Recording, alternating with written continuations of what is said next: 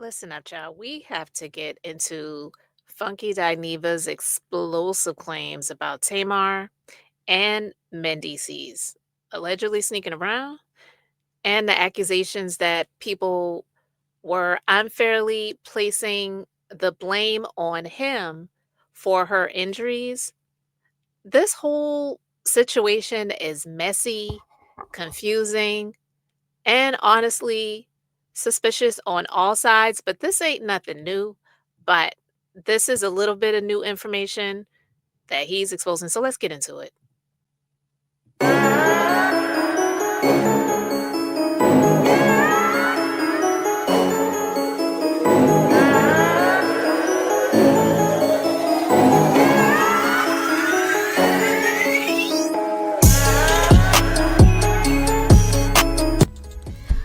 What's up? Welcome to the Being Beautifully Honest podcast and channel. Thanks for being here, being subbed. If you're not, hit the button. And if you're listening on YouTube, hit that like. It's like walking in the room and hitting that light switch. Let's brighten up the place and get into this beautifully honest reaction.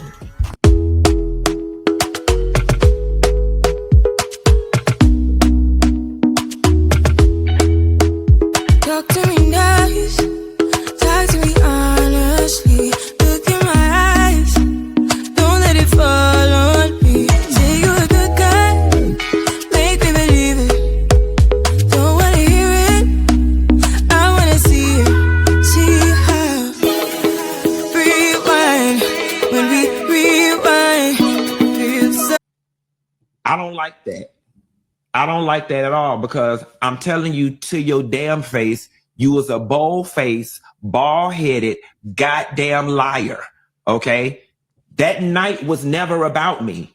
You and Zoe and all the rest of them, y'all was looking for something to eat. Y'all called me and was asking me what was there to eat up in my direction. I said everything up my way closed. I was like, we could always go to Roof Chris. Y'all said, fuck it, meet me at Roof Chris.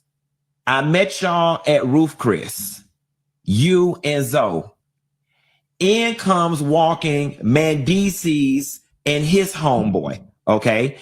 Is it just me, or it doesn't sound like he called him Mendeecees, like men disease?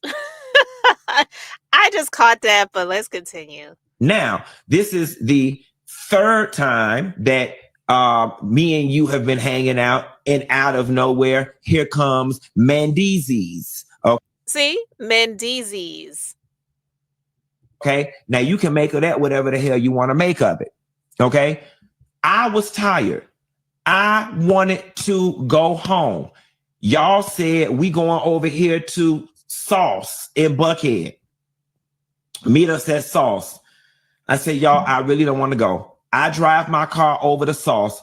By the time I get to Sauce, Zoe calls and says, Tamar said, just leave your car at her house and we're going to go to V12. I didn't even want to go. You didn't throw me no party, love. Why are you doing this? Why is it so important for you to create this narrative like you were doing something for a friend and a friend did you so wrong? Okay, so now you and Mendeecees sneaking and dealing around. Mendeecees was behind us at the V12. Okay, he just didn't want to walk in, or they had arranged it because he didn't want to be caught up all in the mix. If you were throwing Quentin a party, Tamar, the sign would have said Quentin. The sign would have said Funky Dineva on it. Here is what the situation is, my love. For whatever reason, you being Tamar Braxton that you are, you like running to the internet and stirring up mess and confusion and drama. It's what you like. Real world where anybody busts out the front of their damn mouth and then start talking about they woke up in a pool of blood and they almost died. I did not play it in this interview, but at the time in which you went to the internet, you said you woke up in a pool of blood and almost died. in this interview with L'Oreal, you mentioned that you were home with David or somebody, and they said we need to call the ambulance, and you were like, no, we're not calling no ambulance, which suggests to me that you did not almost die. Okay. But now, since you want to be like this, let's be like this. Part of the problem with this whole thing was, Tamar, is that I was never comfortable with the relationship that you and Mendeecees had in front of me. Part of the problem with this whole thing was, Tamar, is that I was never comfortable with the relationship that you and Mendeecees had in front of me. Okay. All of that, you at the music video shoot in your booty shorts, sitting on top of him meeting us up at restaurants every time we met up. I was very uncomfortable with it. And if we gonna tell it, let's tell it all. So since she was throwing a party for a friend's birthday party, do y'all want to know why I did not get out the car and go upstairs with Tamar when we got back to her house? Because after her and Mendeecees got through kissing in the back of that goddamn car, I figured they wanted to be up there privately. Oops. Child, where is Yandy? Where is Yandy? Well, shoot, she might be with her side piece, but let's continue. That is why when we got dropped off at Tamar's house, I did not go upstairs. I got in my damn car and went home because you was sitting on his lap in that goddamn Uber and y'all ass was kissing. Okay. And the shit made me damn uncomfortable. Okay. Now, if anybody know who happened and what happened to your damn teeth, it's Mendeecees and his best friend because they was the ones who went upstairs with you. I don't like. Oh, child. Let me say this, because this whole situation, all right, apparently it's come back to light because she did an interview with this person, L'Oreal. I don't know what show she's on, if it's her own show, if it's a radio show, whatever it is. But either way, I saw the clips of it. Not going to get into that clip, but I guess this brought the issue back up because we know this had drug on for a while. And when I gave my commentary on it, I didn't come here being on any person's side because if you recall, I said Tamar is always in some stuff and Funky can be messy.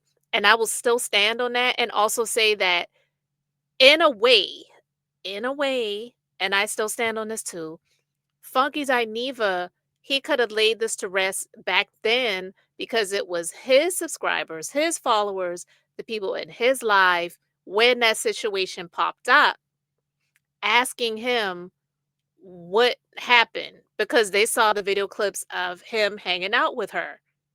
He could have just chose to shut it down then because she didn't come out and say that he did anything to her or insinuated that he did anything to her or anything like that.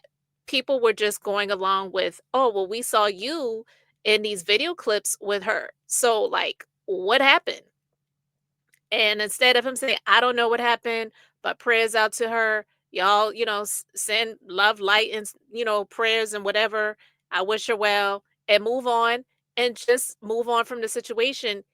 It was the way he chose to respond to the situation that caused a lot of people's suspicion to wonder if he had anything to do with it. I never insinuated that he had anything to do with it, but I did say the way he talked about it, it just was like, it was very, very cold hearted and just callous. It was. But either way, now he's naming names, putting faces to the places, and he's saying, "Oh yeah, you and Mendeecees, y'all was tonguing each other out." Now I know he didn't use those words, but I'm just putting that in there. So if we really want to talk about who was there, let's really talk about who was there because I wasn't. And as a matter of fact, I saw some of the stuff that was going on before y'all all went up to the place to possibly make it official, and I didn't want no parts of it. So I carried my butt home. So, around that time, people were saying he was lying, some saying he was inserting himself into this situation and this storyline that really wasn't even about him. And yes, definitely some people were blaming him for those injuries. which is wild because I never felt like he did anything, but there were some people who were insinuating that he did. And I shared some of those thoughts of those people. But either way, here's the real conversation, guys. We know Tamar, like, I will agree with Funky. He is not lying when he says that she loves the attention of social media and chooses to bring a lot of this stuff, real life situations on her platform to social media.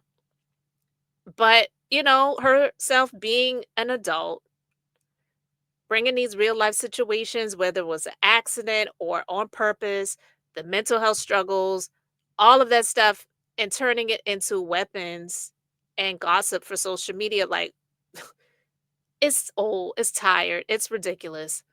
And whether Tamar and Mendeecees, like Funky Dineva called him, were sneaking around or not, and whether Funky saw anything or not, one of the bigger issues is how quick the public is to blame and speculate and rewrite the narratives. And let's be honest, guys, we already know Tamar definitely has a pattern of these chaotic situations. And that's what I was saying before. And Mendeecees, and I'm sorry, I have to keep saying it like that because that's the first time I heard anybody say his name like that, so now I'm sticking with it. Mendeecees, he has a history of these questionable choices too when it comes to the marriage and the relationship that he has with Yandy, and absolutely Funky can be messy as well. So when you put all three of those, stir it up together, mix it up in the pot, this bleep is boiling over and it is a hot stinking mess. But what do you guys think? Like, was it for him to come out and share this information? Because I didn't watch the interview. I saw a clip of the interview that Tamar did with L'Oreal. So I'm not sure if she even mentioned him again. I don't know why he just chose to address this and not just ignore it and move on and talk about other things, because we know he recently came out and shared his cancer diagnosis. Just maybe just move on. But again, I didn't see the full interview, so maybe she said something in it that warranted him to go there. But you guys let me know what you think, what you saw, because again, I didn't see it all. I didn't see the full interview. I just saw a clip of the interview that she did with L'Oreal, and just a clip that I saw. Even if the story that she shared with L'Oreal was not matching what she shared right after the situation popped off, did it warrant him coming out to reveal this information? I don't know. But anyway, you guys let me know what you think. And what do you think Yandy's thinking right about now? Thanks for being here, liking, and subscribing. I'm Beth, just being beautifully honest. So until next time, I wanted to keep it brief, beautiful, and now I'm going to say bye.